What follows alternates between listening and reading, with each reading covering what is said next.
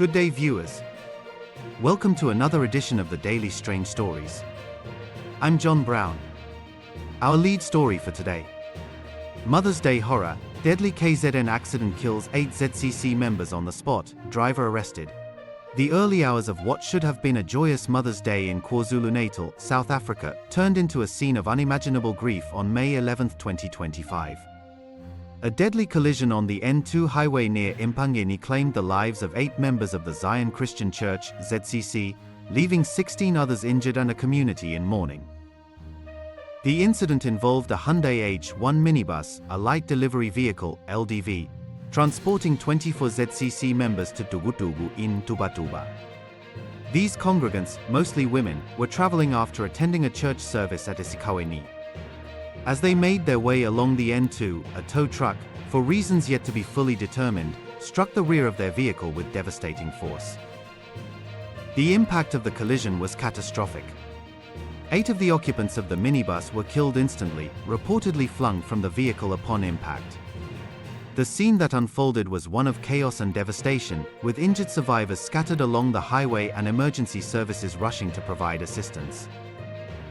KwaZulu Private Ambulance Service personnel were among the first to arrive at the scene. They found a scene of carnage, with multiple casualties and injured individuals in desperate need of medical attention. Paramedics immediately began triaging the injured, providing emergency medical care to the 16 survivors. 4 of the injured were in critical condition, their lives hanging in the balance. 12 others sustained serious injuries, requiring urgent medical treatment. All of the injured were transported to nearby hospitals in Empangeni for further care, where medical teams worked tirelessly to stabilize them and provide the necessary treatment. The news of the accident spread quickly, casting a pall of gloom over the region. The fact that the tragedy occurred on Mother's Day added another layer of heartbreak, as many of the deceased were mothers, leaving behind grieving families and communities. The KwaZulu-Natal MEC for Transport and Human Settlements, Siboniso Duma, expressed his profound sadness and shock at the news of the accident. He conveyed his deepest condolences to the families of the victims and assured them that his office would provide all necessary support during this difficult time. Duma assembled a dedicated team from his office to liaise with the church and the affected families, offering assistance with funeral arrangements and other logistical needs. He also mandated the Road Traffic Inspectorate, RTI, to work closely with the Road Traffic Management Corporation, RTMC, to conduct a thorough investigation into the cause of the accident. While they were traveling, they were going to church this morning when this incident happened.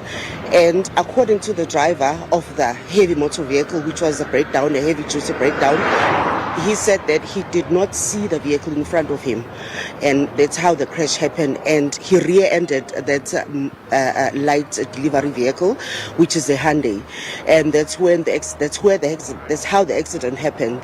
And we're just speculating that there is no way you can't see a vehicle in front of you, and we're just saying that maybe the driver fell asleep whilst driving and collided into this light delivery vehicle, leaving 8 people dead.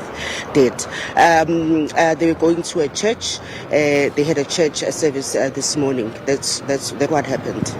Preliminary reports indicated that the tow truck struck the rear of the Hyundai H1, but the exact circumstances leading up to the collision remained unclear.